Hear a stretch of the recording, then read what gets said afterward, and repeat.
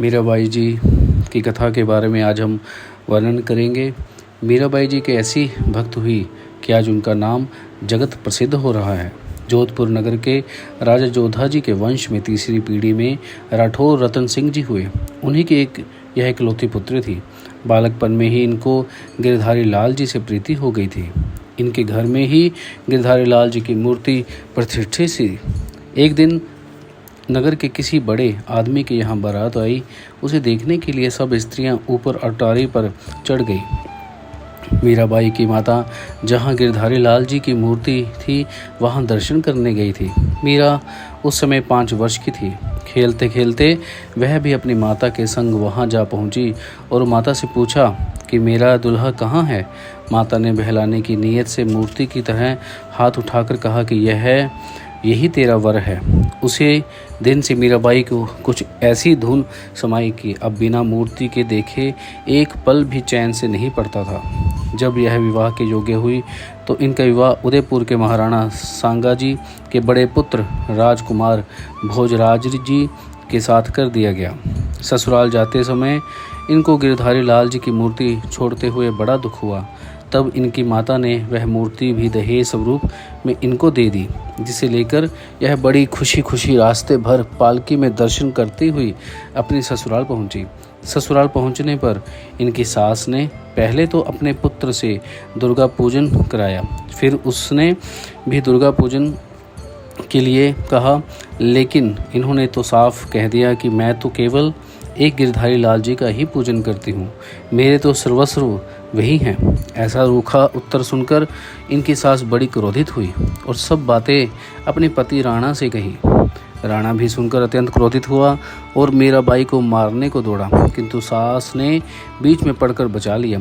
आखिर इनके रहने के लिए एक अलग हवेली दे दी गई, जिसमें इनको गिरधारी लाल जी की पूजा करने तथा साधु और संतों की सेवा करने की बिल्कुल ही स्वतंत्रता मिल गई।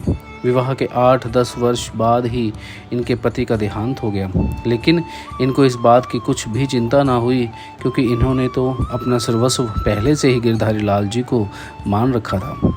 एक दिन इनकी नंद उदाबाई इनको समझाने को आई और कहने लगी कि भाभी, तुम बड़े घराने की बेटी हो और बड़े घर की ही ब्याही हो, तुमको ऐसा काम करना उचित नहीं है जिसमें दोनों घरों की लाज जावे।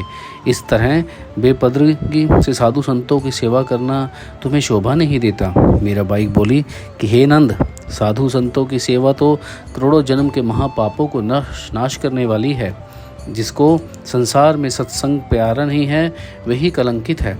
मैं तो सत्संग के बिना एक घड़ी भर भी नहीं रह सकती। मुझको तुम्हारा ऐसा उपदेश देना व्यर्थ है। यह सुनकर उदाबाई अपने माता पिता से जाकर बोली कि उसकी तो भगवान में अचल भक्ति है, वह किसी प्रकार नहीं समझ सकती। राणा यह सुनकर बड़ा क्रोधित हुआ। उसने एक प्याले में जहर भरकर भगवान का चरणामृत कहकर मीराबाई के पास भेजा, जिसे वह बड़े प्रेम से पी गई, लेकिन कुछ भी नहीं हुआ। एक बार राणा जी ने एक सांप का पिटारा भेजा, जिसे खोलते ही भीतर से शालिग्राम जी की मूर्ति निकली। यह बातें मीराबाई जी ने अपने बनाए हुए पदों में कई जगह कही हैं। उनमें से कुछ पद लिखते हैं। राणा ने इनके महल पर पहरेदार रख दिए थे और यह आज्ञा दी थी कि जिस समय भीतर से हंसी दिल लगी कि या बोलने बतराने की आवाज़ आवे तो हमें तुरंत खबर देना, उसी समय मीराबाई मार डाली जाएगी। एक दिन मीराबाई गिरधारी लाल जी से हंस हंस कर बातें कर रही थी। चौबदार ने यह खबर उसी समय राणा को पहुंचाई। राणा हाथ में नंगी तलवार लेकर आया और बोला कि यहाँ कौन था जिससे तू बात कर रही थी। मीराबाई गिरधारी लाल जी की तरफ उंगली उठाकर बोली, देखते नहीं हो, मेरे राधे देव तो सामने ही बैठे हैं। राणा ने देखा कि मूर्ति पासा फेंकने के लिए हाथ आगे बढ़ा रही है, लेकिन फिर भी उसकी आंखों के आगे अंधकार का पर्दा दूर नहीं हुआ। उसके हृदय में तो मीराबाई को मारने का पाप था, फिर भगवान उस पर कैसे कृपा करते। एक दिन एक साधु वेशधारी बदमाश मीराबाई के पास आया और बोला कि मुझको गिरधारी लाल जी ने तुम्हारे साथ संभोग करने की आज्ञा दी है। मीराबाई जी बोली कि मुझे स्वीकार है, गिरधारी लाल जी की आज्ञा सर्वोपरि है, आइए पहले भोजन इत्यादि करिए। यह कहकर उन्होंने एक तंबू तनवाया, तंबू में पलंग बिछवाया और फिर श्रृंगार करके उस साधु को बुलवाया। तंबू के चारों तरफ भगवत भक्तों का समाज था। उस साधु को बुलवाकर तंबू का पर्दा खुलवा दिया। सबके सामने उसने कहा कि पलंग पर चलिए, क्योंकि भगवान की आज्ञा से किसी को लज्जा नहीं करनी चाहिए। वह कपटी साधु यह सुनते ही पीला पड़ गया और मीराबाई के चरणों पर गिर पड़ा और दोनों हाथ जोड़कर अपने अपराध की क्षमा मांगी। मीराबाई ने दया करके उसको भगवत भक्त बना दिया। उस दिन से उसने भी अपना कपट भेष त्याग दिया। अब अकबर बादशाह ने मीराबाई की ऐसी कीर्ति सुनी तो तानसेन को लेकर उनके दर्शन करने आया। मीराबाई तथा गिरधारी लाल जी के दर्शन करके तथा उनकी भक्ति का प्रताप देखकर अपना अहोभाग्य समझा। फिर जब तानसेन एक विष्णुपद भगवान को सुना चुका तब वापिस गया। एक दिन राणा ने इनको मारने के लिए पिंजरे में से सिंह छुड़वा दिया। वह कितने ही आदमियों को घायल कर चुका था और मीराबाई के पास पहुंचा। मीराबाई अविचल भाव से अपने स्थान पर बैठी रही और सिंह के आने पर उसका प्रेम पूर्वक स्वागत किया और उसकी पूजा की। सिंह कुत्ते की भांति भोजन करने लगा। जब वह खा पी चुका तो मीराबाई ने कहा, भगवान, इन संसारी पुरुषों पर इतना कोप क्यों? यह सुनकर सिंह उठा और सीधा जंगल को चला गया। इसके बाद मीराबाई वृंदावन में आई और वहाँ श्री हरि का दर्शन कर श्री जी व गोस्वामी जी के दर्शन करने चाहे। मीराबाई जी अभिप्राय समझकर गोस्वामी जी ने कहला भेजा कि हम स्त्री से नहीं मिल सकते। उत्तर में मीराबाई जी ने कहला भेजा कि मैं पुरुष तो केवल एक गिरधारी लाल जी को ही समझती थी। आपके दर्शन तो उनकी सखी जानकर करना चाहती थी, तो सो क्षमा कीजिए। अब मुझको मालूम हुआ कि इस ब्रज और ब्रजराज के बांटने वाले और भी हैं।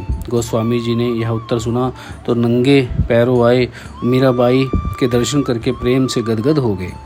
इसके पश्चात मीराबाई ने वृंदावन की सब कुंज गलियों और वनों के दर्शन किए। फिर स्वदेश लौट आई। स्वदेश में आकर उन्हें देखा कि राणा की बुद्धि अब भी वैसी ही भ्रष्ट है, तो वह सीधी द्वारिकापुरी चली गई और श्री गिरधारी लाल जी की छवि को हृदय में धारण करके वही निवास करने लगी। तदंतर राणा जी की नगरी में भगवत भक्तों का आना तो बंद हो गया और वहाँ तरह तरह के उत्पात होने लगे। तब राणा ने मीराबाई की भक्ति का रहस्य समझा और अनेक ब्राह्मण मीराबाई को द्वारिकापुरी से लौटा लाने के लिए भेजे। राणा ने यहाँ तक कहा कि यदि मीराबाई वापस नहीं आवेगी तो मेरा जीवित रहना भी कठिन होगा। ब्राह्मणों ने द्वारिकापुरी में पहुंचकर मीराबाई को हर प्रकार से समझाया, लेकिन उन्होंने एक भी नहीं सुनी। तब ब्राह्मणों ने अन्न जल भी त्याग दिया और वहीं पड़े रहे। जब मीराबाई ने देखा तो बोली, मेरा रहना यहाँ रणछोड़ जी के अनुग्रह से हुआ है, उनसे विदा मांग लेना उचित है। यह कहकर वहाँ गई और बड़े प्रेम से भक्तिपूर्वक एक पद उनकी सेवा में गाया, जिसका तात्पर्य यह है कि मीरा के प्रभु गिरधर नागर मिल बछड़ नहीं कीजिए। भगवान ने मीराबाई की जब ऐसी सच्ची और दृढ़ भक्ति देखी तो बड़े प्रसन्न हुए और उसको अलग ना कर सके, तुरंत ही अपनी देह में मिला लिया।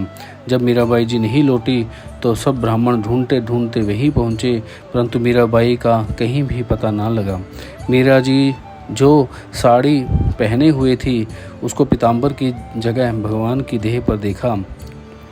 यह देखकर उनकी श्रद्धा भगवान की भक्ति में और भी बढ़ गई। वहाँ से फिर सब अपने स्वदेश को वापस आए और राणा जी को सब हाल सुनाया, जिससे सुनकर राणा जी को बड़ा पश्चाताप हुआ। कुछ दिन बाद राणा के नगर पर अकबर ने चढ़ाई की और उसको विजय कर लिया।